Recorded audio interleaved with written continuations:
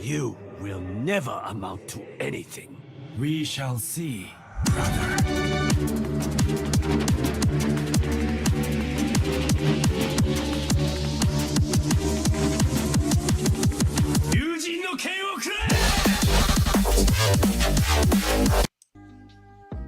All right. What is going on, folks? This is Zen from Zen Multiverse, and I hope everyone is having a great day. So I decided to do more of these Zen talks. Last one we had was great, for lack of better words. It was intense, and we got into some, just overall some really good topics. So we talked about gaming, we talked about video games, and comic books, and new trailers, and we just talked about life. So I wanted to do it again. BB8, what's going on? Making breakfast, but listening. Yeah, no, I wanted it to be more or less like a podcast, so definitely just kind of flow, right? You know what I mean? But I hope everyone is having a good day. Let me put up the chat too, so everyone can see the comments going on too. You know what I mean? Yeah, so let me just do a quick check and make sure the music is not too loud. But I didn't want music, you know, to kind of flow with the Zen flow, you know. Let me just kind of pipe it down just a little bit if it's not too loud. But yeah, Spider-Man No Way Home trailer came out recently, and I did a reaction to it, and I watched it a couple more times after, and there was some noticings, right? And we're gonna watch the trailer in a little bit too, but some of the noticings that we saw in the trailer, where a lot of people are saying that Doctor Strange is acting a little bit differently. I'm on the fence of that his character is just progressing, not so much that he's changed in terms of someone's controlling him, you know what I mean? Milo Man, what's going on? Slim, what's going on? And Life with Two YouTubers, what's going on? So Milo Man saying playing as Jacko on Strive right now. Yeah, I haven't even watched the trailer since you told me about it. Yeah, the Spider-Man Far From Home trailer was pretty cool.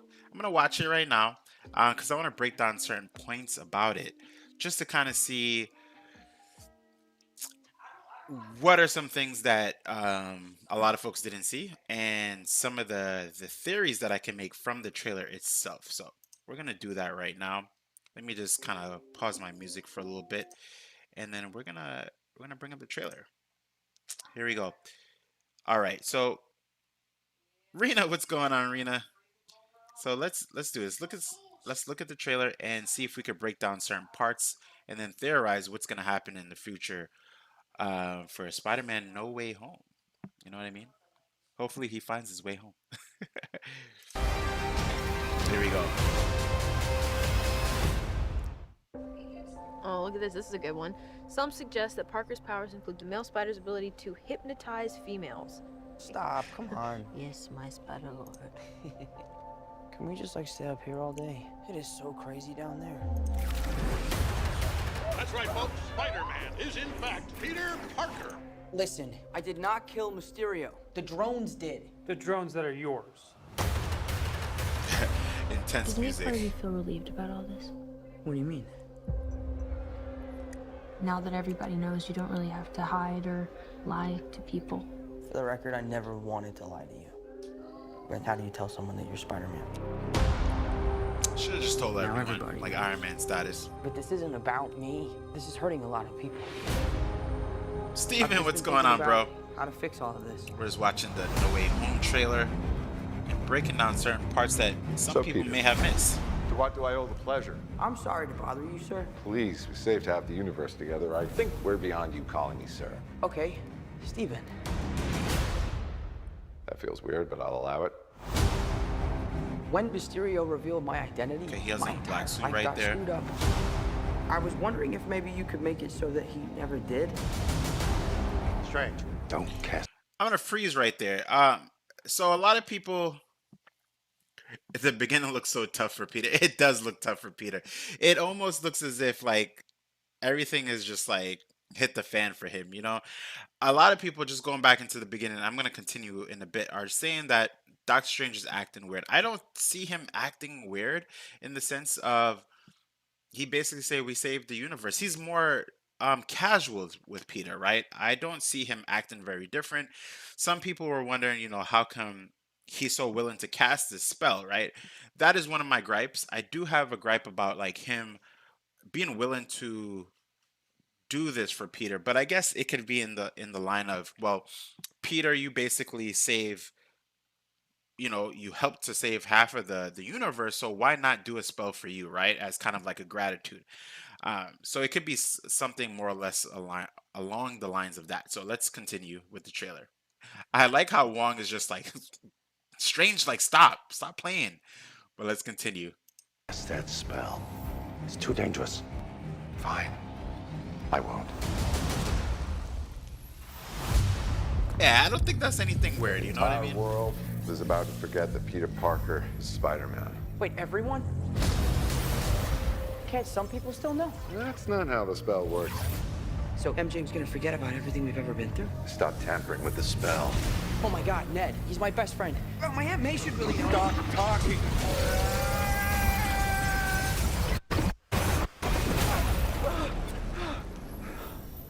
What just happened? We tampered with the stability of space-time. The multiverse is a concept about which we know frighteningly little. The problem is you trying to live two different lives. The longer you do it, the more dangerous it becomes.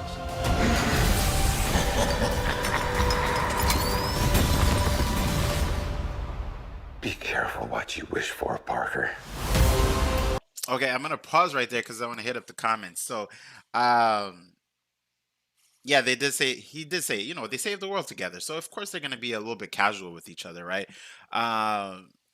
Like what two YouTubers said, you have to consider that Strange has such an ego, and it doesn't matter what others think. Yeah, it's true, right? Because it's true. Because Wong is saying, "Don't do the spell." You know, you're not supposed to do that, but Strange is like, "Okay, sure, I'm not gonna do the spell," right? You know what I mean? And I also think he's gonna be a comedic relief. Yeah, I see it, right, a little bit, because I'm kind of thinking, if when you think about the progression of Thor in the older movies, Thor in the older movies was pretty serious, right? And then as Ragnarok, he started to become a little bit of a comedic relief, and they did it really well. I wouldn't say they did it in a way that's like, oh man, I don't really like Thor anymore. They did it pretty good. So let's see, Green Goblin noises. I think it's really cool that they're bringing old villains and paying tribute to the original actors like Doc Ock. I agree too, Rena, 100%. So let's get into the parts where I got hyped for the trailer in particular.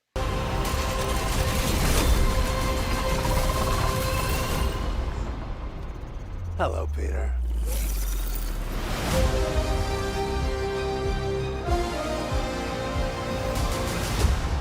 All right, that's pretty much it. Jokey. Um, Trailer is pretty cool, right? Overall, the trailer actually did way better than the Avengers Endgame trailer, but it makes sense that it did better than the Avengers Endgame trailer, and that's because there was a lot of rumors behind this trailer leading up to it. It is truly the aftermath of Endgame, right?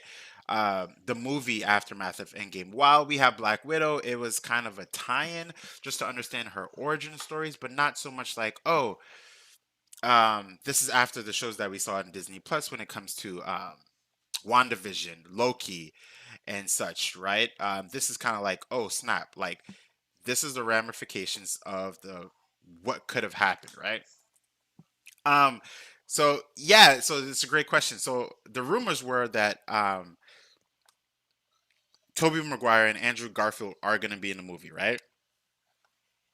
But the whole thing about that is no one is truly confirming it, right? But we know. um, they're not confirming it, but since we see it just makes sense that they're gonna be in the movie in some type of way, and the reason for that is because we um we have some of the villains. We saw the Green Goblin's pumpkin or grenade, right, in the sense, and we saw Doc Ock. If we go back in the trailer, we kind of see lightning that leads into Electro being in it, and also some sand splashing that does show off that Sandman could be in it. So it's looking like they're building up to Sinister Six. Maybe, maybe not, right? Um, but if those older villains are crossing over in some type of way to interact with the Peter that we know from the MCU slash Sony, that we're gonna see the other Spider-Man as well. Now, again, none of those actors are confirming anything, right? And it makes sense that they wouldn't confirm because it's supposed to be a big surprise. What's making it really exciting is that we're like 90% sure that they're going to be in it and 10% sure that they're not going to be in it. And watching the movie alone and seeing them appear is going to create the biggest hype you have ever seen, because it just goes to show you the ingenuity and the creativity that Marvel and Sony is willing to go to include the verses together to just come up with a phenomenal movie. They didn't have to go that route, right? But I think when you think about Spider-Man Into the Spider-Verse, right, with Miles Morales and how well that did with interactions with other Spider-Man and other movies that have somehow interacted with TV shows or other verses, that it's going to do really well, right? Um so yeah, let me see. I think I missed a comment. Milo Man said like Spawn Ben space time, because I'm confused at what is space time, right? Um, s- so space time is space time is just, think about space time like this, right? How it bends, right? So imagine, let's take A and B, right? Let's say that this is the Sony verse, and let's say that this is the MCU, right? Basically, Doctor Strange basically I'm not too sure if Spider-Man truly messed it up by him just saying more words and things like that. But basically, what's happened is that they bent it over, right? They bend time and space into each other where it's converging with each other. And characters from one area, from A, are converging with B together, right? A convergence of sorts. All elements are convergent? No, not all elements are convergent. I think it's only pieces of Peter's life are convergent with other Peter's life, right? That's what's truly happening. So it's pretty cool. It's pretty cool, right? Um, Let me see. I missed a ton of comments.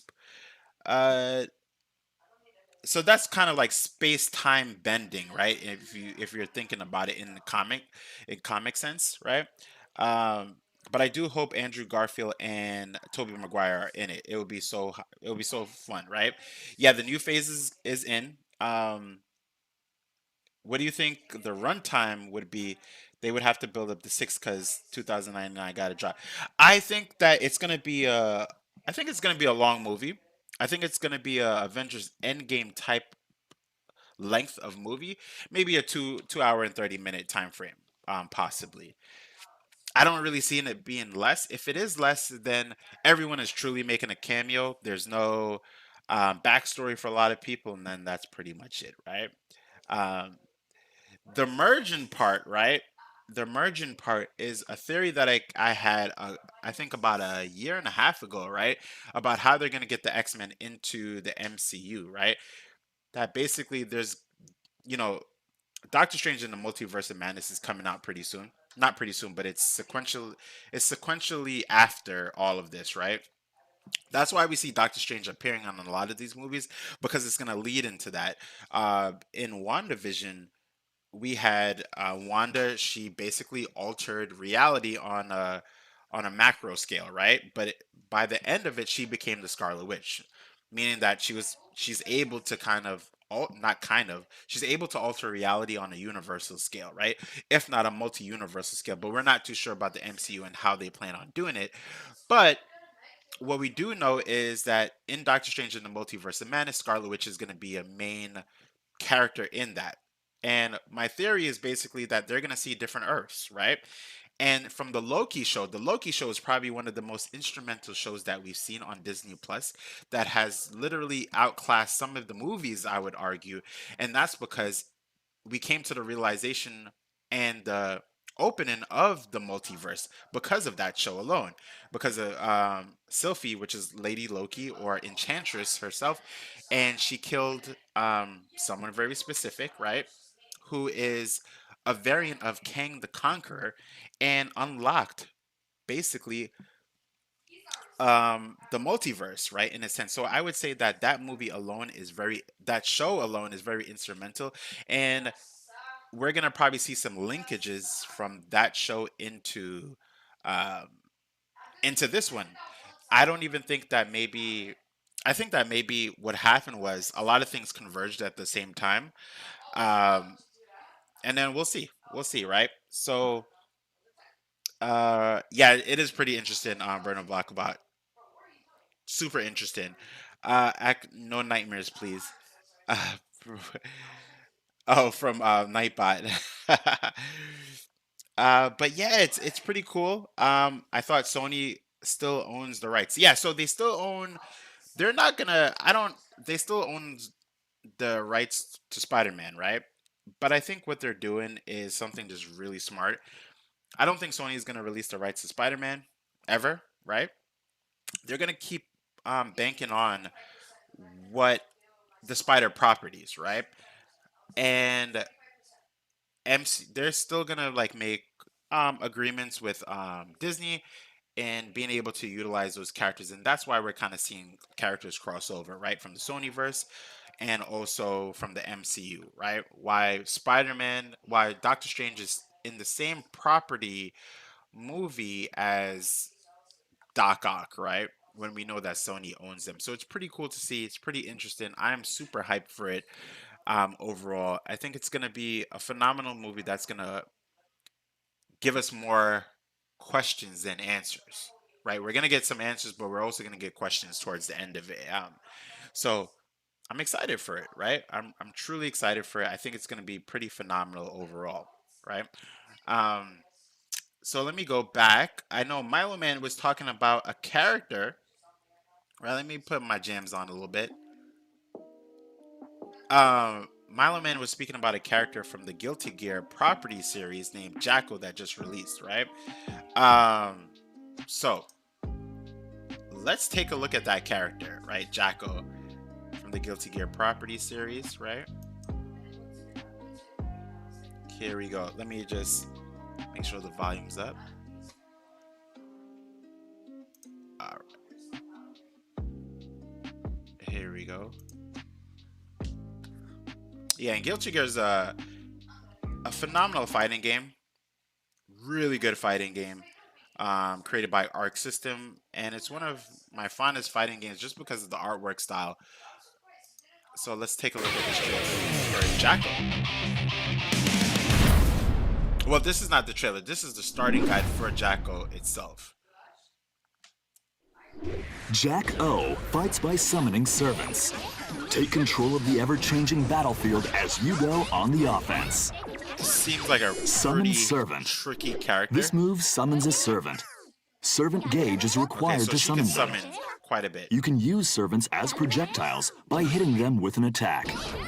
Servants disappear either when an opponent's attack hits them or after a set period of time.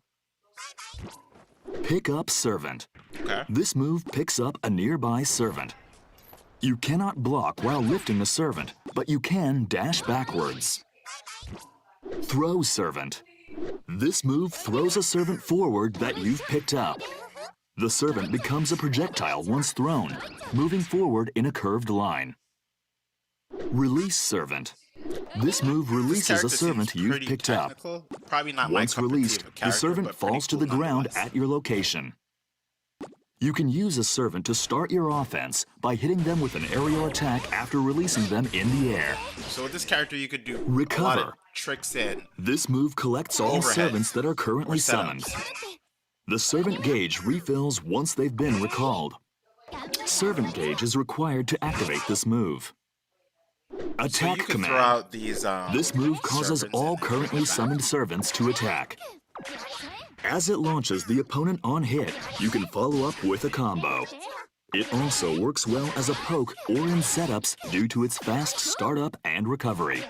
Pretty cool. Servant gauge is required to activate this move. Defend command.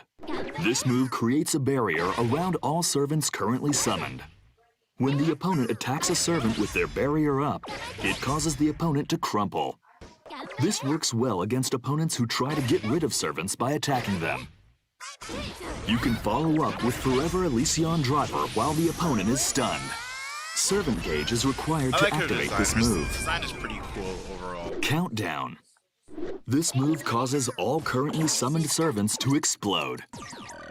The servants vanish after the explosion, but it causes heavy damage. The animation. It for takes the time blow is before kind the of- explosion goes off, so buy some time with Jacko's normal attacks. Kind of kitty looking. Servant gauge is required to activate this move. Okay. Servant shoot. An attack that hits in front of Jacko. By hitting servants with this move, you can send them flying far off. Okay, so that's pretty This cool. works She well can as a use the poke at servants long as kinda range. like a projectile. This Not move just, can be like, canceled up into or some special setups, like, moves. if you just want to change your Forever tactic, you Elysion can Driver. utilize the servants An as a extremely projectile. damaging throw. Forever. This move can be used in combos or to interrupt your opponent's offense due to the we'll grab it. invincibility Pretty on cool. startup. Be careful with this move, as it whiffs unless you are extremely close to the opponent. Cheer Servant On. This move grants a temporary buff to servants. The slash version makes servants invincible, meaning they no longer disappear when the opponent attacks them. Oh, that's interesting. That's pretty The cool. heavy slash version makes the servant gauge recover very quickly, you can making it temporarily possible make to them launch a combination offense pretty together solid. with your servants. Make good use of the servants you summon to create an opportunity to attack. You can mix the opponent up with her dust attack or throw once you're in close so she's pretty range. cool. This If is your kind of a opponent breakdown tries to of her prevent you from character summoning servants, overall. use standing kick And I'll give or you kind far of like my standing review slash as over her pokes. after the Her trailer. sweep is also easy to use and has a lot of active After this frames. breakdown. Her aerial dust attack can keep the opponent from approaching, too. Once you have control of the field, use Cheer Servant On and move in to overwhelm the opponent. Thank you for watching. Cool. So, Jacko for Guilty Gear Strive. She seems like a very versatile character that could be used in a myriad of different play styles, depending on what your play style is, right? She could be used for up close, just basically long distance, but I really see her as a trick-based character, right? As someone who you can utilize. So she seems mainly like a mix-up character, but again, I see the character being utilized in a myriad of different ways that people can use according to their playstyle. How would I rate the character? I wouldn't rate the character. Is it my cup of tea of a character? No, it's not. Jacko seems like a really cool character, but I think I utilize Nagoro Ryuki and some other characters, but not so much. Jacko's not really my type of character, right? But cool nonetheless, right? So yeah, I did say I was gonna do an unboxing. I'm gonna do an unboxing from Skeleton Key Comics, right? I had to purchase this book from their from a auction not too long ago, so I'm gonna do that in a little bit. But I'm just gonna hit up the Mintro, right, just in case folks come in a little bit later. You will never amount to anything. We shall see, brother.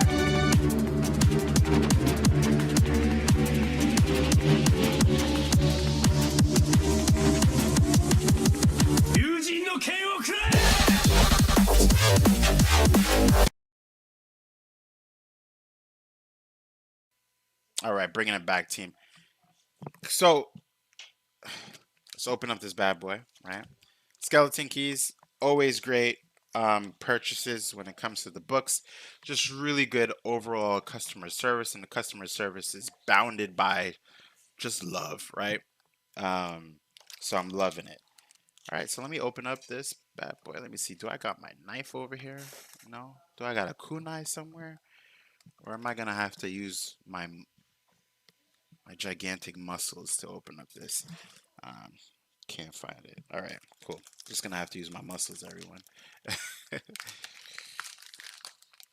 Hopefully, there's some like cool extra tidbits in here. I got it. I got my kunai right here.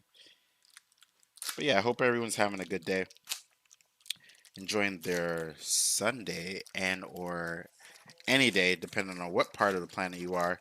It could be morning, afternoon, or nighttime, right? So yeah, when it comes to the Spider-Man Far From Home trailer, I'm really excited for the possibilities. There seems to be a lot of franchises, right, that are doing the crossover thing. And when I say the crossover thing, what I mean by that is other properties coming from other properties, right? Or TV shows crossing over into movies. And I think it's pretty cool because it just lends itself to a really good story, right? All right. All right, we got a key. A bottle opener. Awesome. I got 2 of them now. And skeleton keys always with the thank you cards. No need for them to do it, but they do it because that's their flow, right? That's that good customer service that I was talking about. So definitely look them up. Skeleton Key Comics on Instagram, and you will not be disappointed. Oh, and look, we have a bonus card already coming in, right? Here we go. Let me bring this a little bit closer. This is 52 patch, right? So we got Wolverine and Grey Hulk, right? And a little tidbit on the back. This is from 1992, right? So a lot of Marvel cards seem to be coming back in, right? They seem to be the high thing. I wish CGC was grading cards, right? I know there's other grading companies, but yeah. So this is, let me just read that. The small island of Madripoor, a crime-infested kingdom, is one of Wolverine's favorite solitary retreats. Without the X-Men, and because the world believes Wolverine is dead, he assumes the identity of Patch and roams the island freely. Uh, his adventures there continue against foes like General Mugen and his enforcers Bloodsport and Roughhouse. It is on Madripoor that Wolvie finally teams up with the Hulk, which is the Grey Hulk in this sense, right? It's pretty cool. Oh, there we go. There goes the focus action. Let me see if I can get a quick pic of this. I might change the thumbnail later. Pretty cool. So yeah, so it's those little things that I'm talking about, guys. When you buy a book, but then there's unexpected treats inside of the books. All right, here we go. Let's continue. Let's see what else. Not what else. There's only one book, right, that I purchased. I believe it's a Fantastic Four book. I'm not too sure. I think I got this not because there was a first appearance, but I got it for the year. I'm super keen on getting books that are just older than me. You know what I mean? Or are in years that I've never experienced. You know what I mean? Gameology, yo, what's going on? I appreciate you. All right, so we got this book is from 1968. And here we go. This is Fantastic Four. This is pretty cool, right? All right. Yeah, I'm doing well with Gameology, yo. I'm doing well. I can't complain, you know? Can't complain. This is a pretty cool book. Let me just bring it a little bit closer so you all can see. The Thing No More, right? So it seems to be a story where the Thing is not the Thing anymore. Um, and I wonder for whatever reason. So 1968, let me. Yep, it has that old school comic book smell. Pretty cool, pretty cool. So yeah, Skeleton Keys, appreciate you, right? See if I get some focus action going on. Can I, how do I do this? Like, okay. There we go. I think it's about my background that needs to, cool. All right. So those are the books, with the book, right, that I picked up. And as you can see, I'm starting to recreate my comic book wall on the side, right? Um, really cool books. We have Power Rangers Unlimited #1, which is a really good story because it gives background. If you're a Power Rangers fan and or even grew up on Power Rangers, it gives you the origin stories. And I have to read more because I haven't read #2, but it gives you the origin story of Rita Repulsa, right, and also her mom in #1, and it shows the gripes and trials and tribulations that she's gone through. Um, to become who she is, right? But I'm not too sure if this is a time variant where things can change, or maybe it's just as solid as it is, right? Wave X is a really good story. Superman Red and Blue is a multitude of various stories where you read about Superman and his ventures, right? It's pretty cool, pretty stellar. I love this cover. This cover I'm gonna get in a CGC format because it just has all the Supermen and Superwomen, right? Or Supergirls on that one cover itself. So it's pretty cool. H is for haha. I wanted to do a series on it, but I'm not gonna say I'm gonna do a series on haha and then I don't do it. But it's a haha is a pretty good story. And I have #6 there that lets us know that Ice Cream Man and haha are in the same universe. And by default, we kind of knew that already because of the creator is the same creator, but we didn't get confirmation until this one, so it's pretty cool, right? And then there's other books there, right? So it's pretty cool. As you can see, these are more modern type of books for New Comic Book Day. More not New Comic Book Day, but these are recent books that I just put up on my wall, right? Out of all of these, if I had to tell you which ones are my favorites, would probably be the X-Men, right, over here, and this book right here, Superman Red and Blue, #6, and #6 because of the cover, and then I would definitely go down to Beta Ray Bill right here. This is when he got the Twilight Sword. Pretty cool. Um, yeah, awesome. Yeah. Um, the series did end for Beta Ray Bill by Daniel Warren Johnson and Mike Spicer, but I'm I want to see how other writers continue the story because him with the Twilight Sword means he no longer has Stormbreaker, which he doesn't have Stormbreaker anymore, but it still lends itself to a creative future for Beta Ray Bill because he no longer is just a Thor-esque character, right? He's becoming his own, right? Which makes sense. And he defeated the likes um of Surtur, right? And it's poetic in the sense that he beat Surtur, and I'm speaking about Beta Ray Bill because uh, Surtur is the one who destroyed his home world, right? And his people.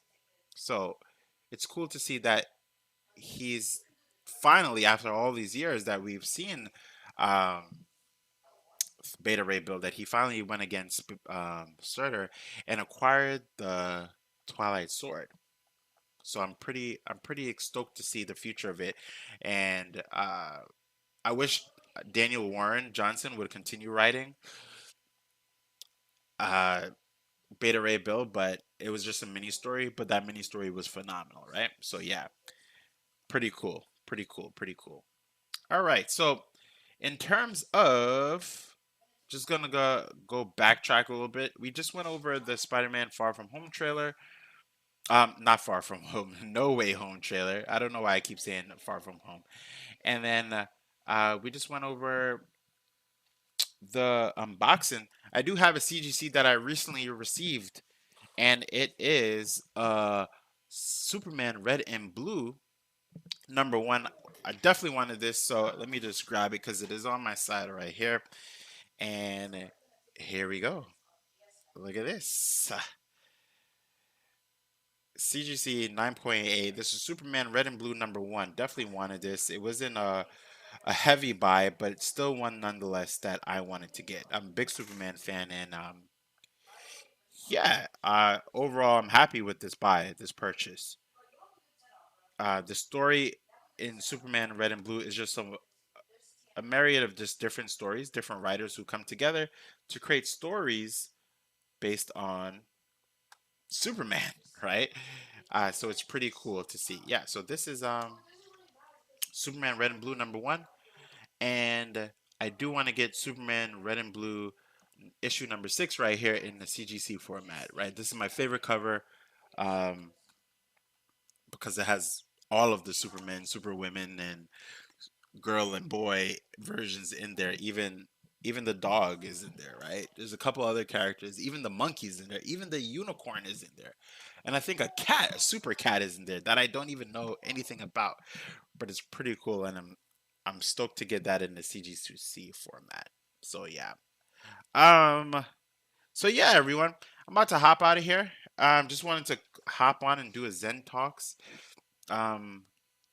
Keep the series going strong, right? Because I think we're on episode 20 of Zen Talks, right? Kind of like a podcast type style, thing kind of going on. Nothing in particular that's,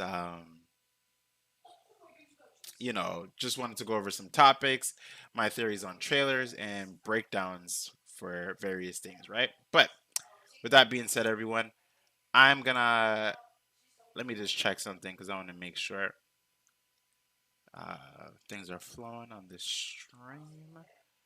All right. So, with that being said, everyone, this is Zen from Zen Multiverse saying peace, love, and prosperity. If you're enjoying the content, keep watching, right? If you're not, then have a good day.